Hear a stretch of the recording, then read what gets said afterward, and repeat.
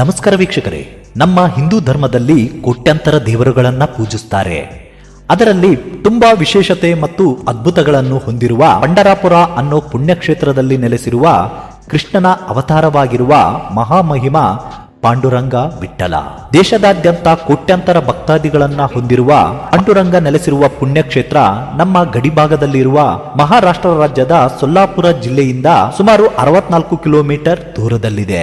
ಪಾಂಡುರಂಗ ಗರ್ಭಗುಡಿಯಲ್ಲಿ ಇಟ್ಟಿಗೆಯ ಮೇಲೆ ಯಾಕೆ ನಿಂತಿದ್ದಾನೆ, ವಿಠ್ಠಲ ಅಂತ ಯಾಕೆ ಕರೀತಾರೆ, ಪಾಂಡುರಂಗ ದೇವಾಲಯದಲ್ಲಿ ನಡೆಯುವ ಅದ್ಭುತ ಪವಾಡಗಳೇನು, ಹೀಗೆ ಪಾಂಡುರಂಗನ ಹಲವು ಅಚ್ಚರಿ ಮಾಹಿತಿಗಳನ್ನ ನಾವೀ ದಿನ ತಿಳಿದುಕೊಳ್ಳೋಣ.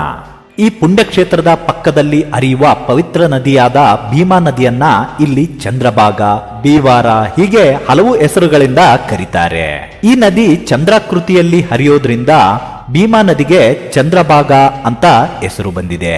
ಪಾಂಡುರಂಗ ಕಪ್ಪಾಗಿದ್ದರೂ ಆತನ ಮುಖದ ಮೇಲೆ ಬಿಳಿ ಮರಳು ಇದ್ದಿದ್ದರಿಂದ ಆತನನ್ನ ಪಾಂಡುರಂಗ ಅಂತ ಕರೀತಾರೆ. ಪಾಂಡು ಅಂದ್ರೆ ಮರಾಠಿ ಭಾಷೆಯಲ್ಲಿ ಬಿಳಿ ಅಂತ ಅರ್ಥ, ಹಾಗೆ ರಂಗ ಅಂದ್ರೆ ಬಣ್ಣ ಅಂತ ಅರ್ಥ. ಹಾಗೆ ವಿಠ್ಠಲ ಅನ್ನೋದಕ್ಕೂ ಒಂದು ಅರ್ಥ ಇದೆ. ವಿಟ್ ಅಂದ್ರೆ ಇಟ್ಟಿಗೆ, ತಲ್ ಅಂದ್ರೆ ಸ್ಥಳ. ಹಾಗಾಗಿ ವಿಠ್ಠಲ ಅಂದ್ರೆ ಇಟ್ಟಿಗೆಯ ಮೇಲೆ ನಿಂತಿರುವವನು ಅನ್ನೋ ಅರ್ಥ ಬರುತ್ತೆ. ಹೀಗೆ ಪಂಡರಾಪುರದಲ್ಲಿ ಒಂದು ಇಟ್ಟಿಗೆಯ ಮೇಲೆ ಪಾಂಡುರಂಗ ಶಿಲೆಯಾಗಿ ನಿಲ್ಲೋಕು ಒಂದು ರೋಚಕ ಕತೆ ಇದೆ. ಈ ಕತೆ ಕೇಳಿದ್ರೆ ನಿಮಗೆ ಪುಣ್ಯದ ಅರ್ಥ ತಿಳಿಯುತ್ತೆ. ಪುಂಡರೀಕ ಅನ್ನೋ ಅಸಮರ್ಥ ವ್ಯಕ್ತಿಯೊಬ್ಬ ಹೆತ್ತ ತಂದೆ ತಾಯಿಯನ್ನೇ ಕೀಳಾಗಿ ಕಾಣ್ತಾ ಇರ್ತಾನೆ. ಯಾವುದೇ ದೈವ ಭಕ್ತಿ ಇಲ್ಲದೆ ಅಜ್ಞಾನಿಯಂತೆ ವರ್ತಿಸ್ತಾ ಇರ್ತಾನೆ. ಯಾರೋ ಒಬ್ಬರು ಕಾಶಿಗೆ ಹೋದ್ರೆ ಪುಣ್ಯ ಬರುತ್ತೆ ಅಂತ ಹೇಳ್ತಾರೆ. ಹಾಗಾಗಿ ಅವನು ಕಾಶಿಗೆ ಹೋಗಲು ಆರಂಭಿಸ್ತಾನೆ. ಹೀಗೆ ಕಾಶಿಗೆ ಹೋಗುವ ಮಧ್ಯೆ ಕುಕ್ಕುಟ ಎಂಬ ಋಷಿಯಿಂದ ಅವನಿಗೆ ಜ್ಞಾನೋದಯವಾಗುತ್ತೆ. ಅಂದಿನಿಂದ ತನ್ನ ಹೆತ್ತ ತಂದೆ ತಾಯಿಯನ್ನೇ ಪರಮದೈವ ಎಂದು ಅವರ ಸೇವೆಯಲ್ಲಿ ನಿರತನಾಗ್ತಾನೆ. ಒಮ್ಮೆ ಭಗವಂತನೇ ಆತನ ಮನೆಗೆ ಬಂದ್ರೆ ಆ ದೇವರನ್ನೂ ಸಹ ಹೊರಗಡೆ ಇಟ್ಟಿಗೆ ಕೊಟ್ಟು ಅದರ ಮೇಲೆ ನಿಲ್ಲುವಂತೆ ಹೇಳ್ತಾನೆ.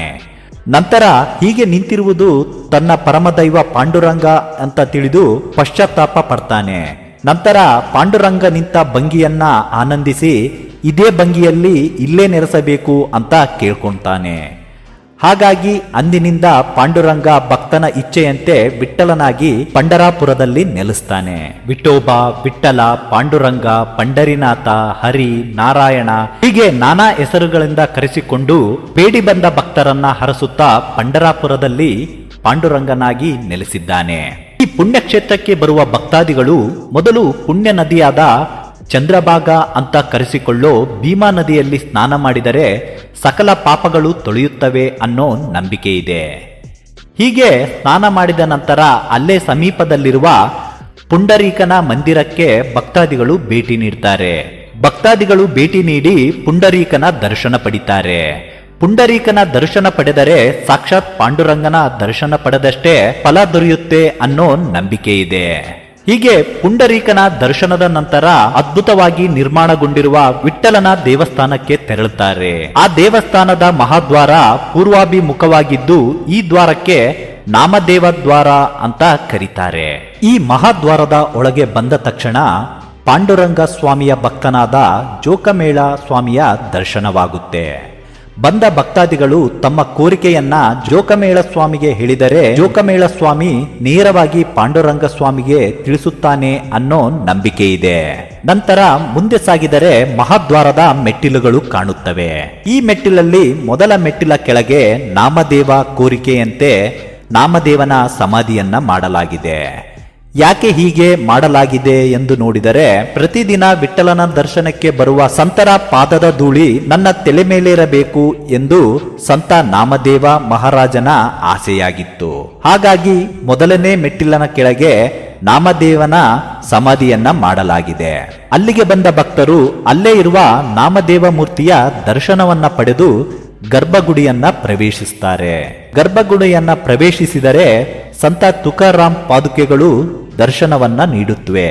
ಹಾಗೆ 16 ಕಂಬಗಳನ್ನು ಒಳಗೊಂಡಿರುವ ಪಾಂಡುರಂಗನ ಗರ್ಭದ ಗುಡಿ ಒಳಗೆ ಭಕ್ತರ ಆರಾಧ್ಯ ದೈವವಾಗಿರುವ ಪಾಂಡುರಂಗ 3 ಅಡಿ ಎತ್ತರವಿರುವ ಕಪ್ಪು ಶಿಲೆಯಲ್ಲಿ ವಿರಾಜಮಾನವಾಗಿ ನಿಂತಿದ್ದಾನೆ. ಲಿಂಗ ಆಕಾರದ ಕಿರೀಟ, ಹಣೆಯ ಮೇಲೆ ವೈಷ್ಣವ ತಿಲಕ, ಮೀನಿನ ಕಿವಿಯೋಲೆ, ಭುಜಕ್ಕೆ ಅಡ್ಡಲಾಗಿ ಜನಿವಾರ ಧರಿಸಿ ಸೊಂಟದ ರೇಖೆಯ ಕೆಳಗೆ ಪೀತಾಂಬರವನ್ನು ಕಟ್ಟಿಕೊಂಡು ತನ್ನ ಎರಡೂ ಕೈಗಳನ್ನ ಸೊಂಟದ ಮೇಲೆ ಇಟ್ಟುಕೊಂಡು ಭಕ್ತರ ಕಾರುಣ್ಯ ನಿಧಿಯಾಗಿ ನಿಂತಿದ್ದಾನೆ. ಕಷ್ಟ ಎಂದು ಬಂದವರ ಸಲಹುವ ಮಹಾಮಹಿಮನಾಗಿದ್ದಾನೆ. ಆಪತ್ ಬಂದವ ಪಾಂಡುರಂಗನ ದರ್ಶನದ ನಂತರ ಗರ್ಭಗುಡಿಯಲ್ಲಿರುವ ಗರುಡಗಂಬವನ್ನ ದರ್ಶನ ಮಾಡಿ ಅಪ್ಪಿಕೊಂಡ್ರೆ ಸಾಕ್ಷಾತ್ ಪಾಂಡುರಂಗ ಸ್ವಾಮಿಯನ್ನೇ ಅಪ್ಪಿಕೊಂಡ ಅನುಭವವಾಗುತ್ತೆ. ತನ್ನ ನಂಬಿ ಬಂದ ಭಕ್ತರನ್ನ ಎಂದೂ ಕೈಬಿಡದ ಪಾಂಡುರಂಗನನ್ನು ನೋಡಲು ಪ್ರತಿ ವರ್ಷ ಕಾರ್ತೀಕ ಮಾಸ ಹಾಗೂ ಆಷಾಢ ಮಾಸ ಏಕಾದಶಿಯಂದು ವಿವಿಧ ರಾಜ್ಯಗಳಿಂದ ಲಕ್ಷಾಂತರ ಭಕ್ತಾದಿಗಳು ಪಾದಯಾತ್ರೆಯ ಮೂಲಕ ಪಂಢರಾಪುರಕ್ಕೆ ವಿಠ್ಠಲನ ದರ್ಶನಕ್ಕೆ ಬರ್ತಾರೆ. ಅದರಲ್ಲಿ ಪ್ರಮುಖವಾಗಿ ವಾರಕರಿ ಎಂಬ ಸಂಪ್ರದಾಯದವರು ಹೆಚ್ಚಾಗಿ ಕಾಣಿಸಿಕೊಳ್ತಾರೆ. ವಾರಕರಿ ಅಂದ್ರೆ ಪಾದಯಾತ್ರೆ ಮಾಡುವವರು ಎಂದರ್ಥ. 100 ಕಿಲೋಮೀಟರ್ ದೂರದಿಂದ ಕಾಲ್ನಡಿಗೆಯಲ್ಲಿ ಬರ್ತಾರೆ. ಇದಕ್ಕೆ ದಂಡಿ ಅಂತಾನೂ ಕರೀತಾರೆ. ಮಹಿಳೆಯರು ತಲೆಯ ಮೇಲೆ ಪುಸ್ತಕ, ಅದರ ಮೇಲೆ ತುಳಸಿ ಗಿಡವನ್ನು ಹೊತ್ತು ಸಾಗಿದರೆ, ಪುರುಷರು ಬಿಳಿ ವಸ್ತ್ರವನ್ನ ಧರಿಸಿ ಬಿಳಿ ಟೋಪಿಯನ್ನ ತಲೆಯ ಮೇಲೆ ಇಟ್ಟುಕೊಂಡು ಹಣೆಯಲ್ಲಿ ವಿಠ್ಠಲನ ಗಂಧವನ್ನ ಹಚ್ಚಿಕೊಂಡು ಕೊರಳಲ್ಲಿ ತುಳಸಿ ಮಾಲೆಯನ್ನು ಹಾಕಿಕೊಂಡು ವಿಠ್ಠಲನ ನಾಮಾಮೃತದ ಭಜನೆ ಮಾಡುತ್ತಾ ಕುಣಿಯುತ್ತಾ ವಯಸ್ಸಿನ ಅಂತರವಿಲ್ಲದೆ ಎಲ್ಲಾ ಭಕ್ತಾದಿಗಳು ಸಂಭ್ರಮದಿಂದ ಹಾಡಿ ನಲಿಯುತ್ತಾ ಪಾಂಡುರಂಗನ ಧ್ಯಾನದಲ್ಲಿ ತಲ್ಲೀನರಾಗ್ತಾರೆ. ಹಳ್ಳಿ, ನಗರ ಹಾಗೂ ಹಲವಾರು ರಾಜ್ಯಗಳಿಂದ ಭಕ್ತ ಸಾಗರವೇ ಹರಿದು ಬರುತ್ತೆ. ಅದರಲ್ಲಿ ಮಹಾರಾಷ್ಟ್ರ ಹಾಗೂ ಕರ್ನಾಟಕದ ಭಕ್ತಾದಿಗಳೇ ಹೆಚ್ಚಾಗಿ ಪಾಂಡುರಂಗನ ಭಕ್ತರಾಗಿದ್ದಾರೆ. ಇನ್ನು ಇಂಥ ಮಹಾಮಹಿಮನ ದರ್ಶನ ಪಡೆದ ಪುಣ್ಯವಂತರು ಇದ್ದರೆ ನಿಮ್ಮ ಅನುಭವವನ್ನ ಕಮೆಂಟ್ ಬಾಕ್ಸ್ನಲ್ಲಿ ಹಂಚಿಕೊಳ್ಳಿ. ಇನ್ನು ಯಾರು ಈ ಭಗವಂತನ ದರ್ಶನ ಪಡೆದಿಲ್ಲವೋ ಅವರು ಒಮ್ಮೆಯಾದರೂ ಮಹಾಪುಣ್ಯಕ್ಷೇತ್ರವಾದ ಪಂಢರಾಪುರಕ್ಕೆ ಹೋಗಿ ಪಾಂಡುರಂಗ ವಿಠ್ಠಲನ ದರ್ಶನ ಪಡೆದು ಧನ್ಯರಾಗಿ. ಈ ವಿಡಿಯೋ ನಿಮಗೆ ಇಷ್ಟ ಆದಲ್ಲಿ ಲೈಕ್ ಮಾಡಿ, ಶೇರ್ ಮಾಡಿ. ಇನ್ನೂ ನಮ್ಮ ಚಾನಲ್ಗೆ ಸಬ್ಸ್ಕ್ರೈಬ್ ಮಾಡಿಲ್ಲ ಅಂದರೆ ಸಬ್ಸ್ಕ್ರೈಬ್ ಮಾಡಿ. ಮತ್ತಷ್ಟು ಮಾಹಿತಿಯೊಂದಿಗೆ ಮುಂದಿನ ವಿಡಿಯೋದಲ್ಲಿ ಭೇಟಿಯಾಗೋಣ. ಧನ್ಯವಾದಗಳು.